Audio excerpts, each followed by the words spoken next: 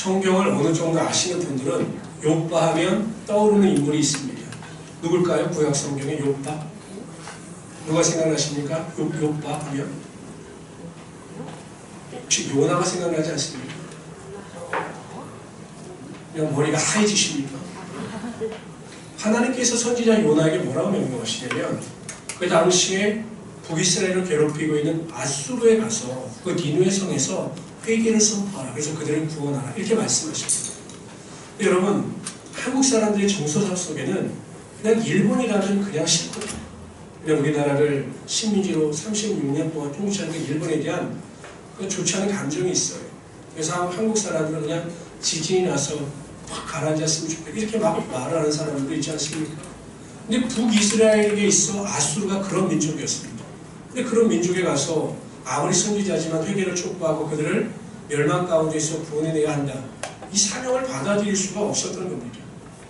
그래서 이 요나는 도망가기로 작정합니다. 그 당시에 뭐 비행기가 없었기 때문에 가장 멀리 도망갈 수 있는 방법은 항구로 내려가서 배를 타고 반대편으로 가는 거였습니다. 그래서 그 내려간 항구가 바로 욥바입니다. 욥바가 보면 여기가 예루살렘이거든요. 여기서 북서쪽에 있습니다. 지금은 이스라엘의 수도가 보통 성도들은 예루살렘이라고 알고 있는데 예루살렘이 아니라 모두 법률적인로 인정받은 수도는 이 텔아비브입니다. 그러니까 여기가 텔아비브예요. 그러니까 이 욥바는 항구로서 배의 기능을 가지고 있을 뿐만 아니라 문화의 기능을 가지고 있을 뿐만 아니라 굉장히 아름다운 도시였습니다. 그런데 이 욥바에서 다시스, 지금으로 말하면 스페인에 있는 달시스라고 가는 배를 타고 요나가 떠났지만 결국 하나님께서 태풍을 통해서 그의 발길을 돌리셨죠. 이게 바로 욥바거든요. 근데 오늘 이야기의 스토리가 전개되는 것이 바로 이 욥바입니다. 이 욥바라고 하는 것에 다비다라고 하는 여제자가 살고 있었는데 많은 사람들에게 긍휼과 자비를 베풀고 존경을 받고 영적으로 큰 은혜를 끼치는 자였습니다. 근데 그가 병을 앓다가 죽은 겁니다.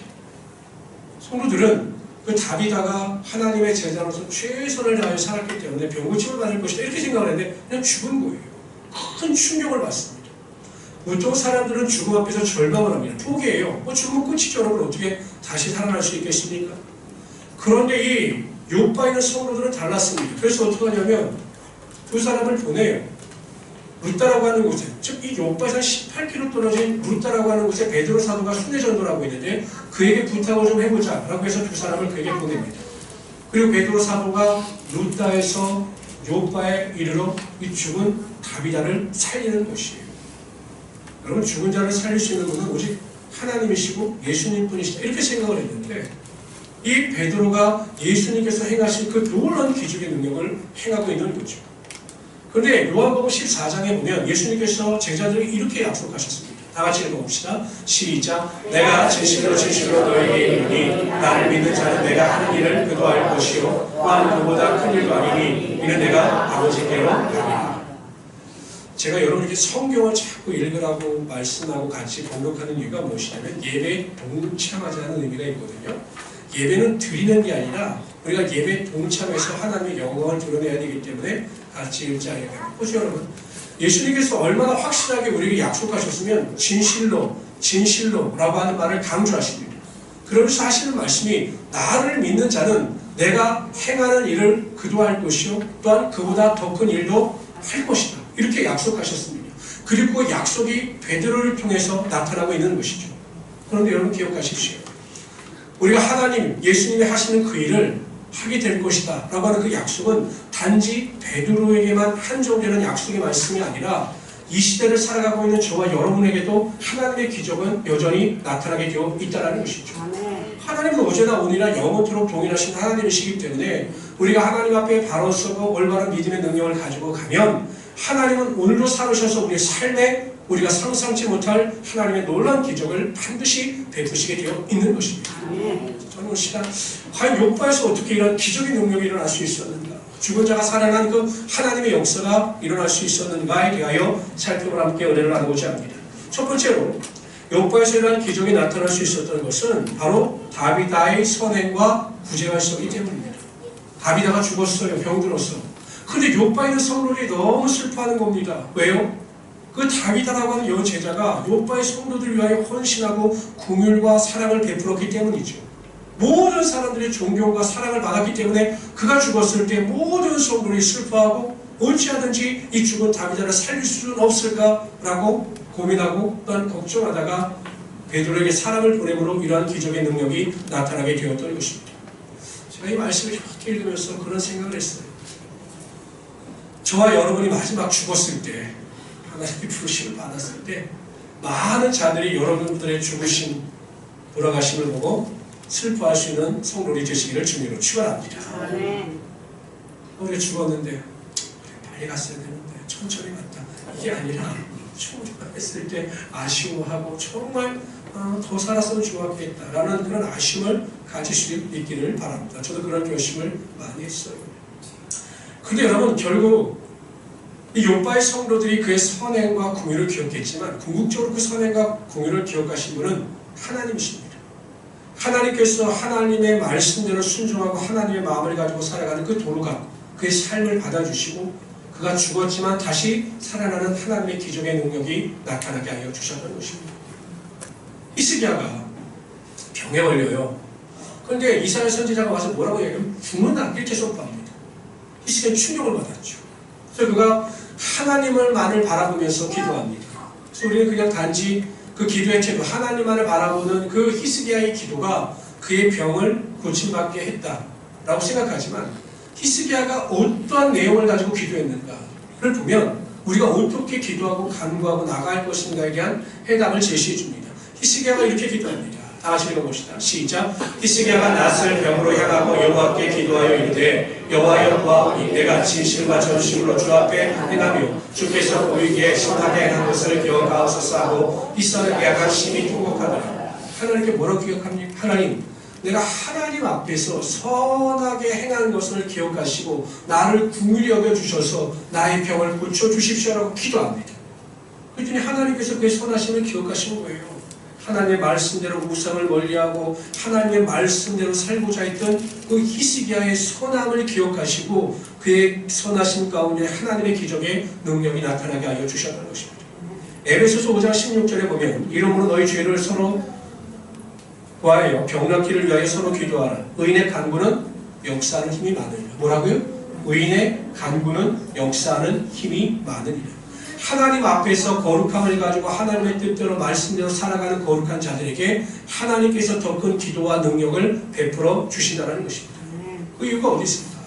왜 하나님께서는 성장하고 성숙하여 하나님의 말씀대로 합당하게 살아가는 자의 삶에 하나님의 더 큰 축복과 기적을 나타나게 하여 주시는 것인가요? 이유는 간단합니다.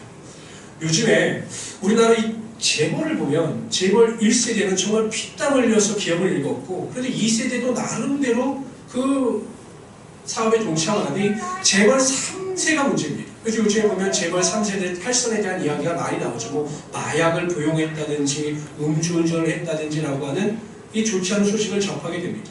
왜 그럴까? 재벌 3세들은 자신에게 부어진 그 물질의 축복을 관리할 수 있는 능력이 없는 거예요. 그러니까 돈을 관리할 수 있는 없는 능력이 없다 보니까 오히려 그 가지고 있는 재물이 그들의 삶에 독이 되었던 거죠. 성도들도 마찬가지예요. 신앙이 성숙하지 못하고 성장하지 못하고 겸손하지 못한 자는 하나님이 부어주시는 축복이 오히려 그의 인생과 신앙에 독이 될 수 있다는 것입니다. 저는 그걸 무수히 목격했거든요. 목회자로서. 하나님께서 축복을 주셔서 부하게 되고 하나님께서 축복하셔서 성공의 길을 걸어가게 되면 하나님께로 더 가까이 가고 하나님을 더욱 섬기는 것이 아니라 교만하고 자고하여 점점 하나님 안에서 멀어지는 것을 보게 됩니다. 제가 청년의 사역하다 보면 정말 어렵고 힘들어서 삶이 어려운 청년들이 많았어요. 그래서 얼마나 많은 기도 부탁을 했는지 몰라요. 직장을 위해서, 결혼을 위해서 얼마나 많은 기도 부탁을 했는지 모릅니다. 그런데 열심히 기도해서 직장의 문이 열어지고 축복의 문이 열어지면 하나님을 위해서 헌신해야 되는데 점점 믿음에서 멀어지고 주일 성수하는 것도 힘들어하고 그래서 믿음에서 점점 하나님의 영광을 가리우는 것을 제가 무수히 목격했습니다. 여러분, 하나님의 축복과 기적을 맛보는 일은 어렵지 않아요. 우리가 준비하면 되는 것입니다. 이 도르가처럼 하나님의 말씀에 합당한 삶을 살아가고 선행과 긍휼과 자비함으로 다른 사람을 섬기고 은혜 가운데 살아가게 되면 우리가 믿음의 그릇을 준비하게 되면 하나님은 하늘의 문을 여시고 하나님의 놀라운 기적과 능력을 반드시 나타나게 하여 주시는 것입니다. 그래서 저는 우리 모든 성도님들이 믿음의 그릇을 준비하세요. 충분히 준비하시면 하나님께서 오늘 욥바에서 다비다가 살아난 놀라운 기적의 능력이 나타나게 하여 주셨던 것처럼 여러분 삶 가운데 구하는 것이나 생각하는 것보다 더 크고 놀라운 하나님의 기적의 역사가 반드시 나타나게 하여 주실 것입니다. 아멘. 이런 믿음을 가지고 승리하시는 우리 귀한 성도들 계시기를 주님으로 축원합니다. 두 번째로요, 욥바에서 이러한 기적이 나타날 수 있었던 것은 욥바에 있는 성도들이 포기하지 않는 믿음을 가지고 있었기 때문입니다. 죽었어요. 죽으면 끝이에요. 제가 서두라도 말씀드렸듯이. 아니 죽은 사람을 앞에 놓고 이 사람이 다시 살 수 있다고 생각하는 사람들이 얼마나 되겠습니까? 그냥 죽으면 끝이죠.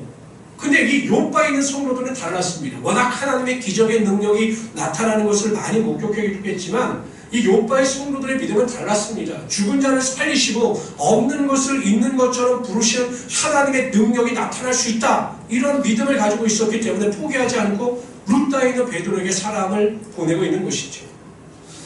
약간 자유주의 신학자들은 이 욥바에 있는 성도들이 다비다를 살려달라고 베드로에게 사람을 보낸 것이 아니라 장례를 치르기 위해서 베드로에게 사람을 보낸 것이라고 해석하는 사람들도 있어요. 근데 앞뒤가 맞지 않아요. 나중에 이렇게 보면 이 과부들이 이 다비다가 지은 속옷과 겉옷을 막 베드로에게 보여주면서 애타하는 모습을 보게 이게 살려달라고 하는 간절함이거든요. 그들은 믿음이 있었어요. 하나님은 반드시 죽은 다비다를 살릴 수 있다라고 하는 믿음이 있었고 하나님께서는 그 믿음을 보시고 다비다가 살아난 하나님의 기적의 역사가 나타나게 하여 주셨던 거죠. 베다니에 사는 나사로가 죽었다는 소식을 듣고 예수님께서 가시요. 그런데 그 시신이 굴에 있는데 우리나라는 매장의 문화지만 이스라엘 같은 경우 굴을 파고 거기에 시체를 넣고 돌로 막았거든요. 그러니까 이렇게 돌로 막은 지가 4일이 지난 겁니다.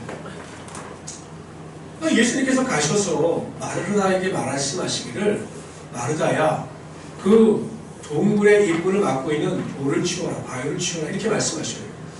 예수님께서 그 바위를 치울 수 있는 힘이 없으셔서가 아니죠. 예수님 말씀만 하셔도 그 바위가 움직일 수 있는 능력이 계셨던 거거든요. 마르다의 믿음을 보기를 원하셨던 겁니다. 그랬더니 마르다가 굉장히 이성적인 말을 합니다. 예수님, 죽은 지가 4일이 지났습니다. 지금 시체가 썩기 시작하고 부패한 냄새가 나는데 굳이 그 돌을 치워서 그 끔찍함을 볼 필요가 뭐가 있겠습니까? 라고 반문합니다. 그때 예수님께서 마르다를 똑바로 쳐다보시면서 말씀하셔요. 내가 너에게 분명히 말하지 않았느냐? 네가 믿으면 하나님의 영광을 볼 것이다. 내가 분명히 말하지 아니하였느냐? 라고 책망하셔요. 정신이 번쩍 든 마리아가 비로소 다른 사람들을 통해서 그 입구에 막고 있는 돌을 치우죠. 예수님께서 선포하십니다. 나사로야 나오라. 선포하셨더니 모든 사람들이 깜짝 놀랍니다. 죽은 나사로가 그 무덤에서 성큼 걸어 나오고 있는 것입니다. 보십시오. 마르다가 의심의 돌을 치웠을 때 예수님께서 그 죽은 나사로가 살아나는 하나님의 기적의 역사를 나타내 보였던 것입니다. 우리의 삶에 믿음을 방해하는 그 돌들을 치우게 되면 반드시 하나님의 기적의 역사가 나타나게 되어 있습니다. 우리가 믿는다고 하면서 하나님을 섬긴다고 하면서 하나님의 기적과 능력을 맛보지 못하고 있는 이유는 우리의 신앙을 방해하는 돌들을 치우지 않고 살아가고 있기 때문에 그렇습니다. 그렇다면 우리의 신앙을 방해하는 돌들, 치워야 할 돌들은 어떤 돌들이 있는가? 첫 번째, 의심의 돌을 치워야 합니다. 야고보서 1장 6절 7절에 보면 오직 믿음으로 구하고 조금도 의심하지 말라. 의심하는 자는 마치 바람에 밀려 요동하는 바다 물결 같으니 이런 사람은 무엇인지 죽게 얻기를 생각하지 말라. 의심하면 하나님께서 역사하시지 않는다는 거예요. 아무리 기도해도 의심하는 기도는 허공을 치는 꽹과리와 같은 거죠. 그렇기 때문에 여러분 의심이 우리의 삶에 밀려올 때마다 의심을 물리치시고 내가 하나님께 기도하고 믿기만 하면 하나님께서 반드시 이루신다 라고 하는 확신을 가지고 나갈 때 그 믿음대로 되는 역사가 반드시 나타나게 되어 있는 것입니다. 두 번째, 두려움의 돌을 치워야 합니다. 하나님께서 이스라엘 백성들에게 약속하셨어요. 가나안 땅을 내가 내게 주리라. 받는 모든 땅을 내게 줄 것이다. 이렇게 약속하셨거든요. 12종 땅굴이 갔다 옵니다.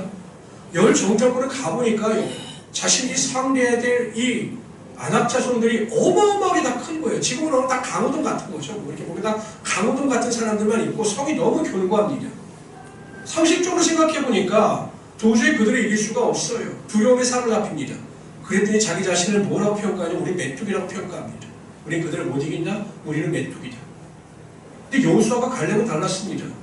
그들은 두려워하지 않았어요. 하나님의 말씀이 있었기 때문에 하나님의 말씀대로 될 것이다라는 담대함이 있었습니다. 그랬더니 뭐라고 선포합니까? 그들은 우리의 밥이다 라고 선포합니다. 하나님께서 누구의 믿음대로 능력이 나타나게 해주셨느냐? 여호수아 갈렙의 믿음대로 나타나게 하여 주셨다는 거죠. 여러분, 우리가 세상을 살아가다 보면 실패에 대한 두려움도 있습니다. 자녀에 대한 두려움도 있어요. 저도 가끔 보면 나는 이제 살 만큼 살았는데 저것들은 어떻게 살까? 그런 걱정이 있어요. 가끔 두려움. 뭐 실직에 대한 두려움도 있죠. 또한 병에 대한 두려움도 있습니다. 미래에 대한 두려움도 있습니다. 지금 사람들이 코로나19 때문에 하는 것도 결국 질병에 대한 두려움이에요. 사람들은 항상 이 두려움을 안고 살아갑니다.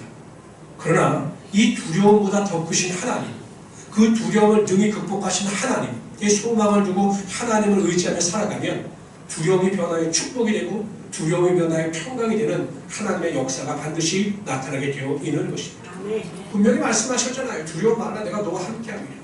우리가 마음속에 두려움이 다가올 때마다, 슬픔이 다가올 때마다, 우울증이 다가올 때마다 예수 이름으로 그것을 물리치시고 하나님 앞에 소망을 가질 수 있도록 간구하시므로 두려움이 아니라 기대와 소망을 가지고 살아가시는 우리 귀한 성도들 되시기를 주님의 이름으로 축원합니다.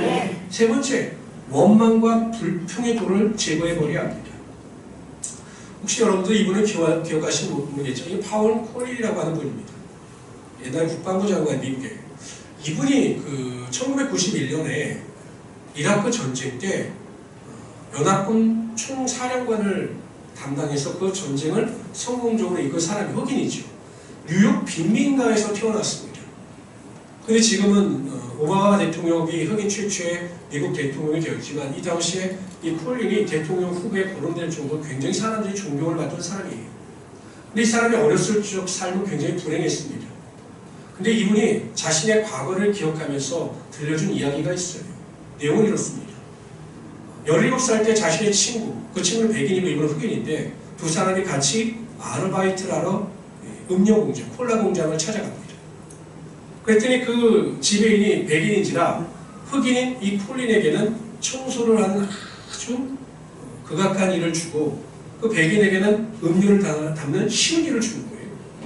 그럼 보통 우리 같으면 원망하죠. 왜 나한테 이런 일을 주고 저 사람한테 좋은 일을 주냐 따지겠죠. 근데 콜린은 생각을 바꿨습니다. 내가 이번에 청소 전문가가 되어야 되겠다라고 생각하고 아주 청소를 열심히 합니다.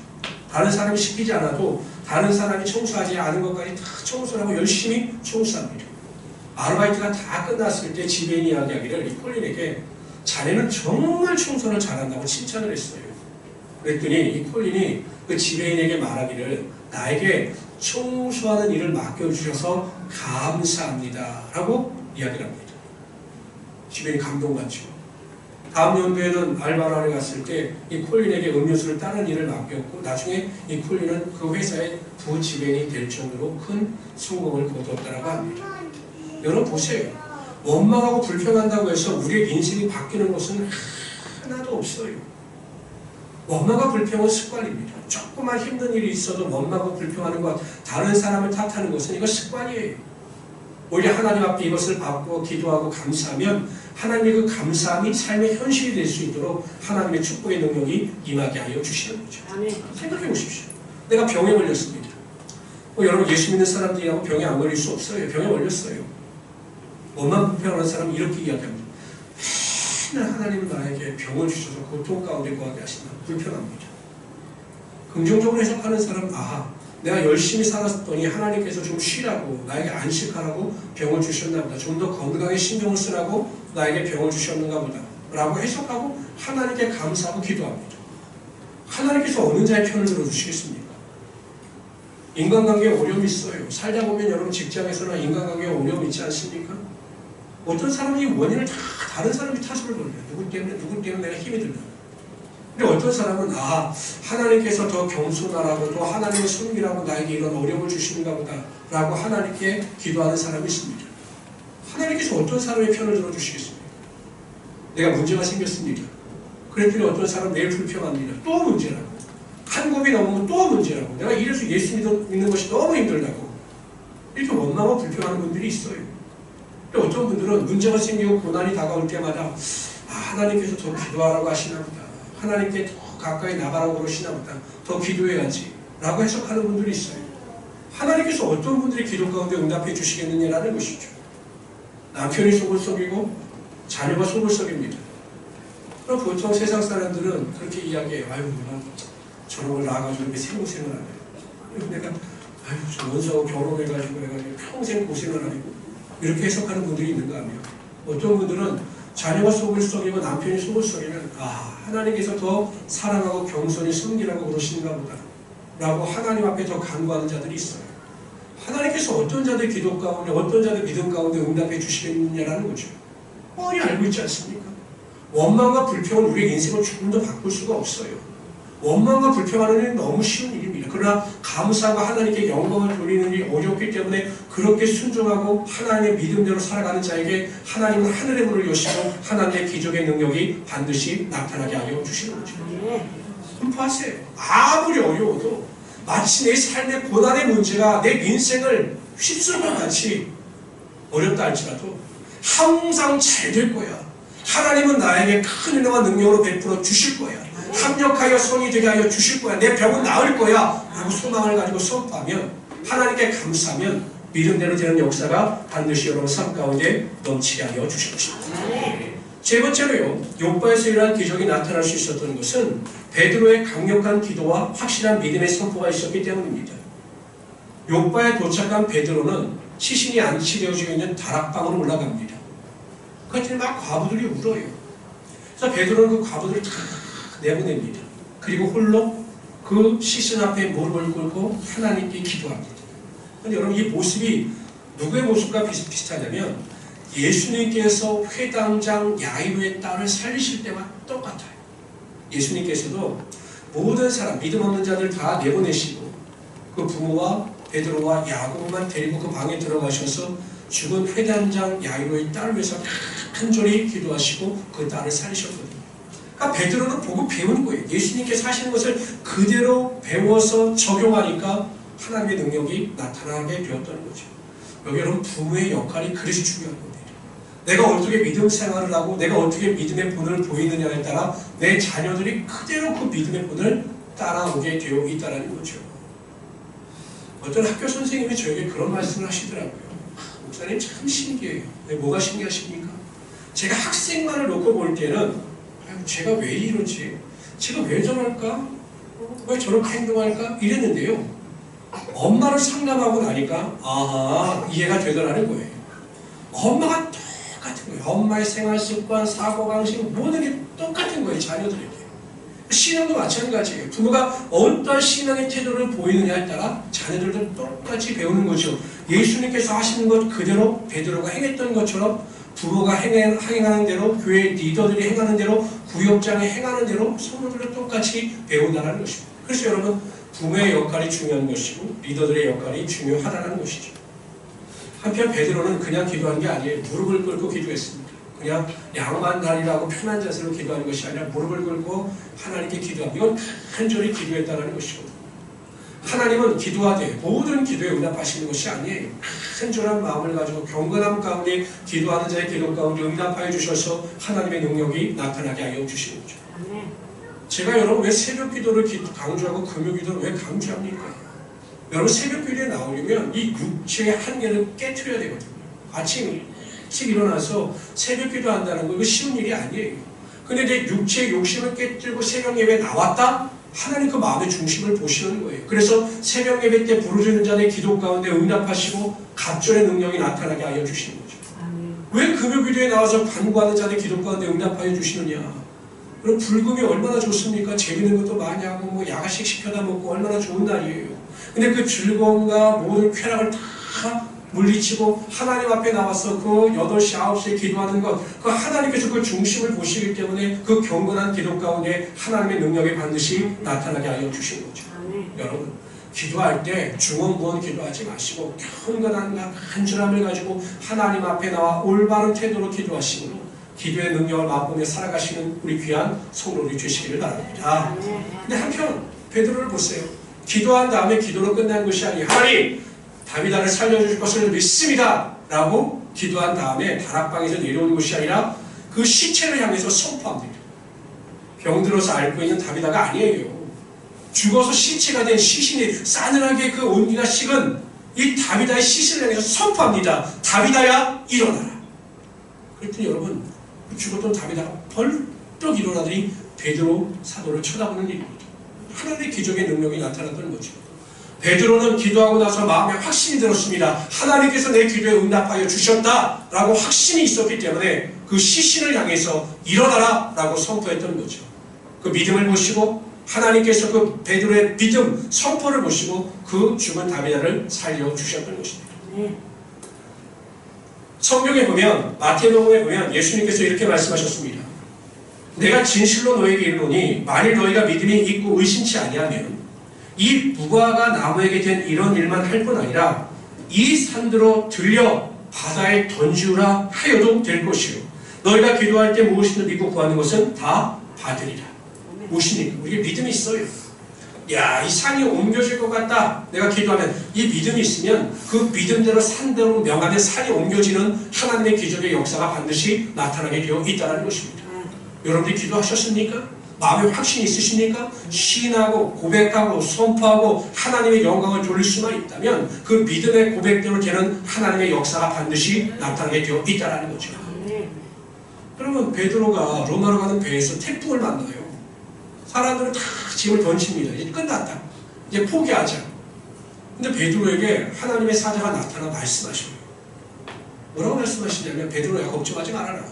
태풍이 분다 할지라도 배가 위기 가운데 빠져 있다 할지라도 내 사명은 가이사 앞에 가는 것이 내가 너를 가이사 앞에 서게 할 것이다. 그리고 아무리 태풍이 불고 비바람이 분다 할지라도 사람들은 한 사람도 상하지 아니할 것이다. 다만 배에만 약간 손상이 있을 것이고 너희가 조금 가다가 섬에 걸릴 것이다. 이 메시지를 사도 바울에게 전해주셔요. 사도 바울도 고민을 했어요. 과연 이것을 어떻게 선포해야 될까? 근데 사람들을 보니까 너무 불안해하고 두려워하는 겁니다. 계속 태풍이 치고 있는 거죠. 그때 사도 바울이 서서 지금 제가 드렸던 말씀을 사람들에게 선포합니다. 그러면서 마지막 사도 바울이 고백하는 것은 내가 섬기는 하나님이 말씀하신 대로 될 것을 나는 믿습니다. 선포합니다. 근데 여러분 태풍이 멈춰진 상태가 아니어서 계속 불어요. 계속 붑니다. 배는 여전히 위기입니다. 근데 사도 바울은 이 모든 배가 안전하게 되고 태풍이 그칠 것이라고 선포하죠. 하나님께서 그 사도 바울의 믿음의 기도를 들으시고 믿음의 선포를 들으시고 태풍이 멈춰지고 배가 안전하게 정착되는 하나님의 기적의 역사가 나타나게 되었더라는 것이죠. 제가 보기에 신앙생활에 있어 치라는 입입니다. 입. 내가 어떠한 말을 하느냐, 어떠한 선포를 하느냐에 따라 여러분의 신앙이 결정되어지게 되어 있어요. 죽고 사는 혀의 권세가 우리 입술에 달려있기 때문에 여러분 항상 믿음의 말을 하시고 선포의 말을 하시고 긍정의 말을 하셔서 그 믿음대로 선포대로 되는 하나님의 기적의 능력을 체험하며 살아갈 수 있는 하나님의 귀한 성도들이 되시기를 주님으로 축원합니다. 저는 이렇게 다양한 성도를 보잖아요. 제가 데이터를 갖고 있잖아요. 성경도 갖고 있지만 이럴 땐 이런 일이 벌어지는구나, 저런 일이 벌어지는구나. 저는 이제 데이터를 갖고 있잖아요. 성도들이 어떻게 살아왔는지. 근데 정확해요. 입이 방정인 사람은 하나님의 축복을 받지 못해요.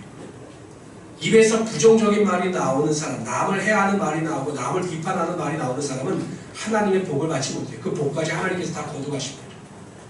항상 믿음의 말을 하고 긍정의 말을 하고 칭찬의 말을 하고 경륜의 말을 하고 소망의 말을 하는 자들에게 하나님께서 하늘의 문을 여시고 하나님의 능력이 반드시 임하게 하여 주시는 거죠. 그래서 저도 우리 자녀들에게 항상 강조하는 것이 입술의 고백을 조심하라. 입술의 고백을 긍정적으로 선포하라 라고 이야기합니다. 우리 모든 성도님들은 그런 믿음의 고백과 선포를 통해서 하나님께 영광을 돌리며 살아갈 수 있는 우리 성도들이 되시기를 주님으로 축원합니다.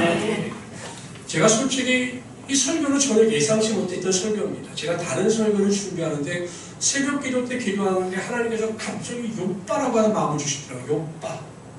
이게 뭘까? 욥바. 그러다가 제가 성경을 찾게 되고 이 사도행전에 나오는 이 욥바의 기적을 제가 설교 제목으로 주겠습니다. 그러면서 드는 생각이, 제가 설교를 준비하면서 드는 생각이, 그런 생각이 들더라고요. 정말 사람들이 소망이 없어요. 지금 온 나라가 정말 이 코로나 때문에 난리죠. 경제도 난리죠. 다 난리예요. 우리 성도들도 보면 정말 기쁜 일보다는 슬픈 일, 낙심되는 일이 너무나 많아요. 제가 들어보면. 근데 하나님은 우리의 낙심과 절망을 영원히 두시는 하나님이시냐? 아니다라는 거죠. 그래서 저에게 이런 기적의 메시지를 전파하라고 하신 것 같습니다. 성도 여러분 기억하십시오. 하나님의 기적은 우리의 삶에 반드시 나타납니다. 우리가 어떤 믿음과 능력을 가지고 살아가느냐에 따라 상상할 수 없고 감당할 수 없는 하나님의 능력이 반드시 나타나고 그 기적이 우리의 삶을 주장하게 되어 있습니다. 다비다가 살아가는 그 욥바에서 기적이 우리 삶 가운데 체험되어 줄 수 있다는 거죠.